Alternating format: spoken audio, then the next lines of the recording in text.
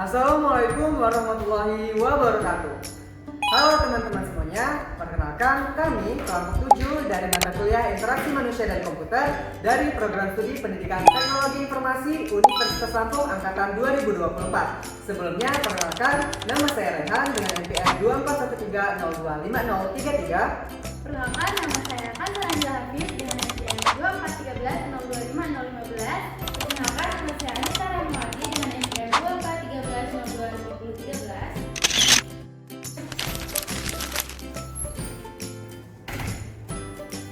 Teman-teman, kita tahu ya, di zaman sekarang perkembangan teknologi informasi itu sudah berkembang sangat amat cepat dan pastinya membawa banyak perubahan di kehidupan sehari-hari.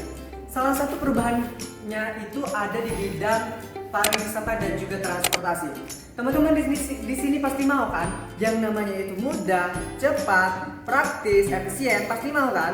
Maka dari itu kami kelompok 7 itu merancang aplikasi yang bernama YouTravel. Agar aplikasi ini itu mudah dan juga nyaman digunakan, maka desain antarmuka dari aplikasi ini itu harus dibuat dengan baik. Oleh karena itu, desain antarmuka atau user interface dari aplikasi YouVal atau YouTravel ini itu harus mengikuti prinsip-prinsip dari interaksi manusia dan komputer, seperti kemudahan navigasi, konsistensi, dan juga kenyamanan pengguna. Tujuan utama dari pengembangan aplikasi ini yaitu untuk menyederhanakan proses perencanaan perjalanan kalian sehingga kalian tidak perlu lagi berpindah-pindah aplikasi ataupun layanan. Dengan semua fitur yang tersedia di aplikasi YouVal ini, teman-teman bisa merencanakan perjalanan dengan lebih cepat, efisien, praktis, dan juga nyaman pastinya. Mau mengontrol kok, tapi susah banget sih mukimnya. Nah, untuk memahami aplikasi YouVal, kami sudah melakukan user research melalui Google Form. Nah, hasilnya menunjukkan mayoritas responden yaitu usia 17-25 tahun. Berdasarkan data tersebut, mereka cenderung menyukai destinasi alam seperti pantai dan memanti, tapi sering mengalami kendala seperti destinasi wisata yang tidak sesuai ekspektasi atau bingung memilih tujuan karena banyaknya beredar inovasi. Nah, dari sisi kebutuhan, mereka punya aplikasi yang bisa memberikan rekomendasi tempat wisata yang akurat, info harga dan target yang jelas, lebih dari pengguna lain yang bisa dipercaya. Nah, dari sini aplikasi YouVal perlu menyediakan konten wisata yang terverifikasi dengan beberapa baik dolar dan sudah digunakan dan juga review asli pengguna agar pengguna merasa percaya dan terbantu dalam merencanakan perjalanan.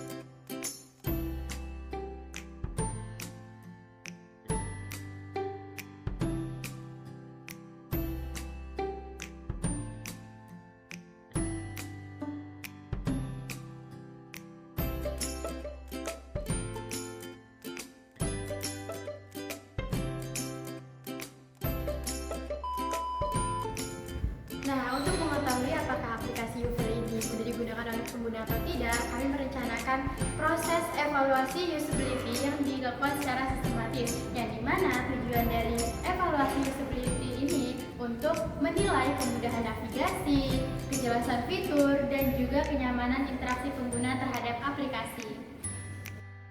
Nah, ada 6 rencana evaluasi usability. Yang pertama ada metode pengujian, yang kedua ada jumlah dan kategori responden, yang ketiga ada skenario tugas pengguna, yang keempat ada parameter yang diamati, yang kelima ada hasil yang diharapkan, dan yang keenam ada pengumpulan feedback tambahan.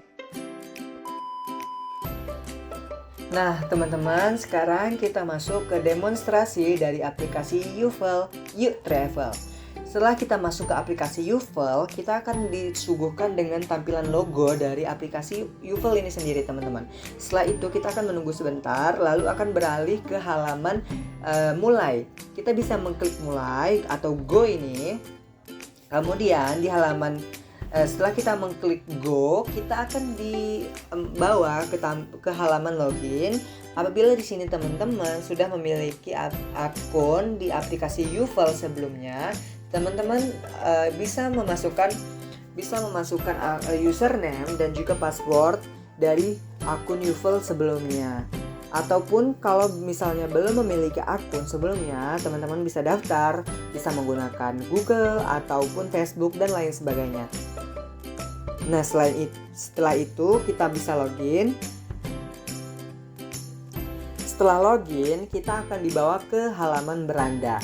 Di halaman beranda ini, kita akan ditampilkan beberapa rekomendasi wisata, beberapa rekomendasi destinasi yang mungkin saja bakal menarik perhatian dari pengguna, teman-teman.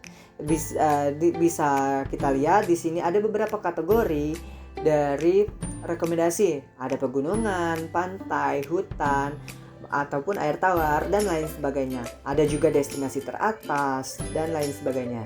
Kemudian teman-teman, kita bisa lihat di sini ada fitur pencarian, teman-teman. Di fitur pencarian ini teman-teman bisa mencari destinasi wisata apa yang mungkin akan kita lakukan, teman-teman. Misal kita akan mengklik Jawa Timur, maka kita klik Jawa Timur. Setelah kita mengklik Jawa Timur, maka kita akan dibawa ke daerah Jawa Timur. Gini, tampilan daerah Jawa Timur. Di tampilan ini itu beberapa destinasi wisata yang ada di Jawa Timur itu akan ditampilkan.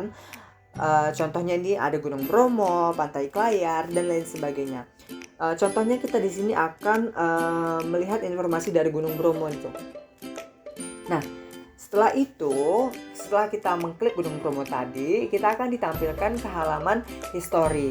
Di history ini terdapat beberapa informasi mengenai jarak, suhu, deskripsi singkat, dan lain sebagainya. Kemudian kita beralih ke halaman lokasi. Di sini kita itu akan ditampilkan lokasi dari Gunung Bromo itu sendiri, teman-teman, ataupun Google Maps ya, peta benah dari Gunung Bromo. Nah, teman-teman, di sini kita bisa lihat di atas ini ada rating, ada bintang 4.8. Ini berarti rating atau ulasan ataupun penilaian dari pengguna yang sebelumnya sudah melakukan destinasi wisata di Gunung Bromo ini. Kita bisa klik. Nah, di sini itu kita akan dibawa ke halaman penilaian. Di halaman penilaian ini ada beberapa kategori ataupun klasifikasi komentar, klasifikasi ulasan dari pengguna-pengguna sebelumnya. Contohnya ini ada klasifikasi semua, berarti semua jenis komentar, semua jenis ulasan itu akan ditampilkan di sini. Kemudian ada klasifikasi bintang, berarti semua ulasan yang mengandung bintang saja yang akan ditampilkan. Kemudian klasifikasi dengan komentar, berarti semua ulasan yang hanya mengandung komentar ataupun juga bintang itu akan ditampilkan di sini. Kemudian kita bisa geser dan masuk ke klasifikasi dengan foto. Berarti di sini semua ulasan yang mengandung foto itu akan diklasifikasikan di sini. Nah, teman-teman, kalau kita setelah itu kita masuk ke halaman galeri. Di galeri ini itu ditampilkan beberapa foto mengenai Gunung Bromo, beberapa foto pemandangannya dan lain sebagainya ya. Di sini akan ditampilkan galeri. Kemudian kita di bawah sini ada cek detail pemesanan nih, teman-teman, di bawah.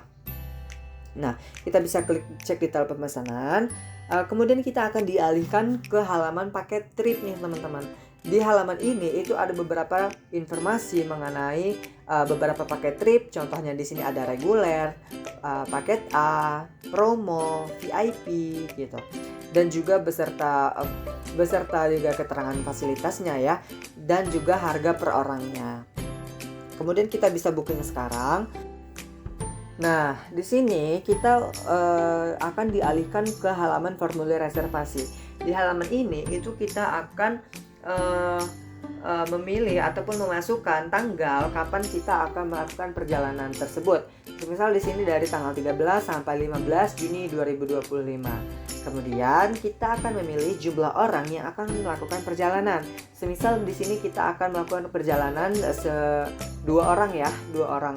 Kemudian setelah itu kita akan memilih tipe perjalanan apa yang akan kita lakukan. Di sini ada reguler, paket A, promo, dan VIP. Di sini kita memilih reguler, kemudian kita memilih metode pembayaran. Kemudian setelah kita memilih metode pembayaran, maka kita bisa klik bayar. Kemudian setelah klik bayar, kita akan disuguhkan, akan ditampilkan informasi saldo kita dari akun pembayaran kita yang tadi yang sudah kita pilih di metode pembayaran, terus total harga, jumlah harga dari booking tadi, kemudian kita bisa bayar. Nah, kemudian di sini kita akan dialihkan ke halaman proses verifikasi. Di sini kita itu akan diminta untuk memasukkan kode PIN. Kenapa ada kode PIN? Agar hanya pemilik akun saja itu yang dapat menyetujui transaksi ini gitu, sehingga resiko pembelian yang tidak sah ataupun akses oleh pihak lain itu dapat diminimalkan gitu. Selain itu juga PIN ini juga akan memberikan rasa aman bagi pengguna ketika menyimpan data pembayaran di dalam aplikasi. Nah, setelah kita melakukan pembayaran, maka pembayaran Anda berhasil. Nah, di sini teman-teman bisa ada dua pilihan, bisa melihat pesanan kita yang tadi, kemudian kembali ke beranda. Di sini coba kita kembali ke beranda. Nah, kita akan ditampilkan ke halaman beranda lagi. Teman-teman, kalau kita lihat di bawah itu ada garis 3 ya teman-teman. Kita bisa klik garis 3 itu. Kemudian kita akan dibawa ke beberapa fitur yang bisa kita gunakan. Di sini ada profile, simpan dan suka, booking dan reservasi, riwayat, ada pengaturan, ada kirim masukan, pusat bantuan, dan juga logout. Coba di sini kita bakal melihat riwayat. Nah, di riwayat ini itu kita akan ditampilkan riwayat perjalanan kita sebelumnya yang sudah kita lakukan nih teman-teman. Nah, contohnya nih, kita hari ini sudah melakukan perjalanan di Gunung Bromo. Di sini sudah ada keterangannya sebanyak 2 orang, jumlah harganya, rating kita gitu ya.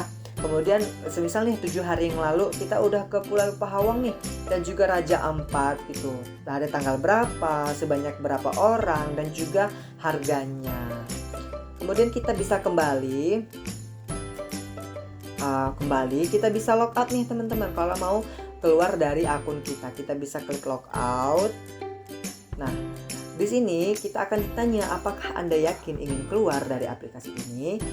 Jika iya, maka iya gitu. Jika tidak, maka tidak gitu. Nah, itu dia sekian demonstrasi dari aplikasi YouValue Travel itu sendiri. Nah, itu dia pengenalan dari desain antarmuka aplikasi YouValue Travel.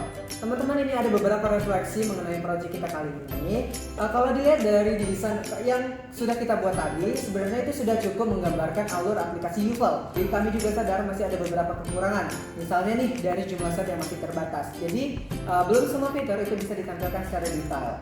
Beberapa tampilan juga masih kurang konsisten nih, terutama di bagian icon atau warna gitu. Kedepannya kami pengen desain ini bisa dikembangkan lagi agar lebih lengkap dan benar-benar siap kalau mau dijadikan aplikasi beneran. Nah, demikianlah presentasi dari kami mengenai aplikasi YouValue Travel. Kami akhiri. Wassalamualaikum warahmatullahi wabarakatuh.